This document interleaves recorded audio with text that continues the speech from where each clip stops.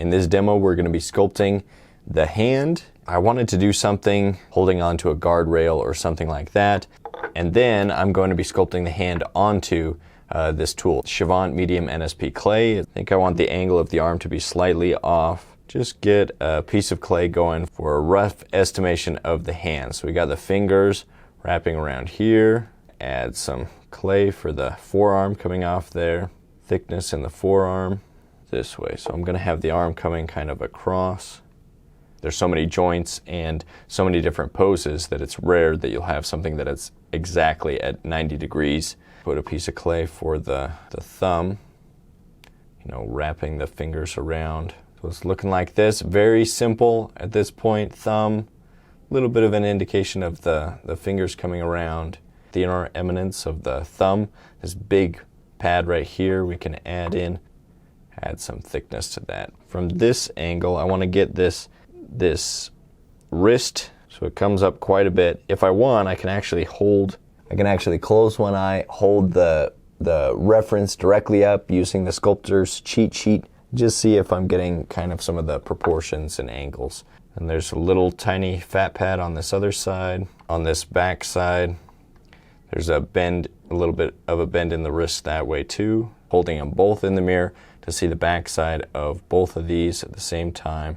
And the pointer finger, kind of give an angle come forward a little bit more. So I'm gonna adjust it. I'm gonna bring this finger more up, and it wraps around.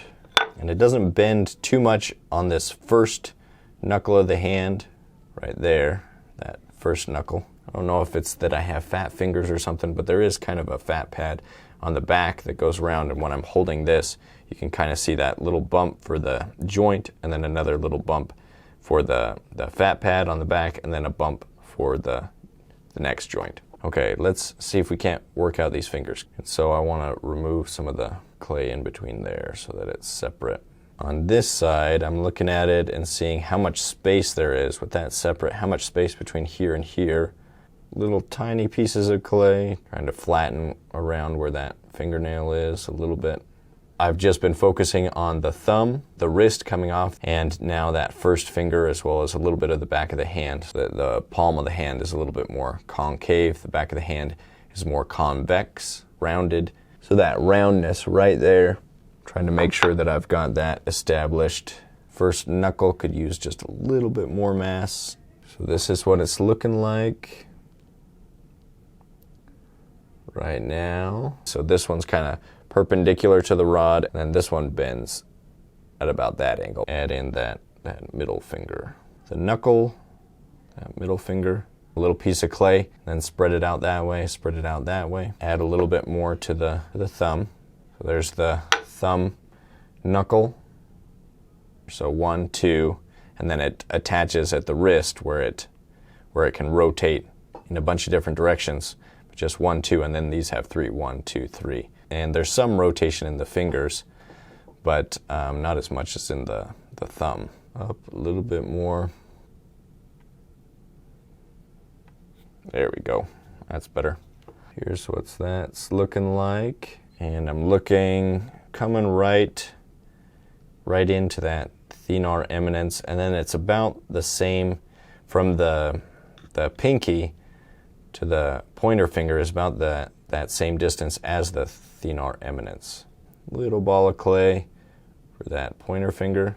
And then these fingers, they actually look longer. And we know the middle finger's the longest, but that's just because they're coming around and they're not traveling as far as they wrap around this. If I put the bar this way for a pull-up or something like that, then these fingers retract up, and then you can see, yeah, the middle finger's the longest. But then as I change the grip, turn it to this extreme grip that we have, then these fingers are actually looking a lot longer and getting this primary form. If I think of this as a simplified shape, this right here is the primary form of the fingers. Then I'm going to add on the secondary forms, these little details of the fingers with pieces of clay. So I can check these knuckles right here. Middle finger is extending more out. So this is what it's looking like right now. So the gesture between these three, how it kind of has this swoop, feels a little bit better. And I think this knuckle is a little bit longer. So to lengthen it, if I want to lengthen from the distance from here to here, I just add a little bit of clay on this side. I just lengthen it just a hair. So I feel like this is too long. Look at it from here. So I'm looking at how far forward that comes. Then I'm noticing that it angles down more than what I have here. So here it's pretty straight, and then it comes and angles down. There's so many angles to be aware of. That's why the hands are so difficult. It really requires that you pay attention. This fat pad that's coming around. So just pushing things around, sometimes it's a little bit easier with the tool. Thenar eminence is really coming forward quite a bit. That bone right there, you can see that distinct line. For the ring and pinky fingers, take a little clay, make that coil for the tip of the finger. Just want you to be able to see through my hands as I'm working on the clay. Is that too much to ask?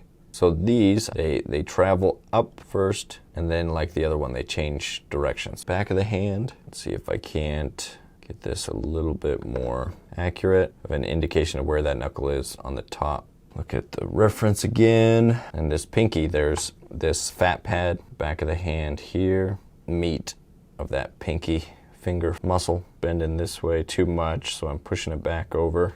And then it's actually pretty straight right here. This part of the thumb here is just pretty flat. Get these knuckles a little bit closer to what I'm seeing. Okay, I think this is where I'm going to leave it at. Close-up view of what that looks like. I hope that you'll grab some clay right now, watch it again, and just sculpt right along, because if you don't do the sculpting itself, you don't build that muscle memory. Thank you for watching. If you have anything that you'd like to see in the near future, please reach out to me. I'd love to hear about that. Be sure to subscribe to the channel, push the notification bell, like the video, stay productive, stay creative. See you around.